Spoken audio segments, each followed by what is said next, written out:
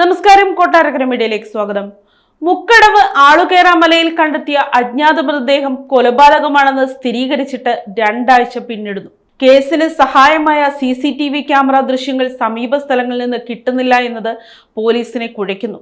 കൊല്ലപ്പെട്ടത് കാണാനില്ലെന്ന് FIR register ചെയ്യാത്ത ആളാകാൻ സാധ്യതയുണ്ട്. കേരളത്തിലും തമിഴ്നാട്, ആന്ധ്ര, കർണാടക എന്നിവിടങ്ങളിലും അന്വേഷണം പുരോഗമിക്കുകയാണ്.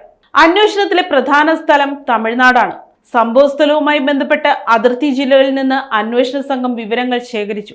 കമ്പം, തേനി എന്നിവിടങ്ങളിൽ തെളിവുകൾ ശേഖരിച്ചിട്ടുണ്ട്. കന്യാകുമാരിയിൽ സംഘം പോയിട്ടുണ്ട്.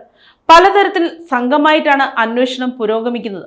പോസ്റ്റ്മോർട്ടത്തിൽ മരണപ്പെട്ടത് ജന്മന അംഗവൈകല്യമുള്ള പുരുഷനാണെന്ന് തെളിഞ്ഞിട്ടുണ്ട്. പോസ്റ്റ്മോർട്ടം ചെയ്ത ഡോക്ടർ സ്ഥലം സന്ദർശിച്ചിരുന്നു.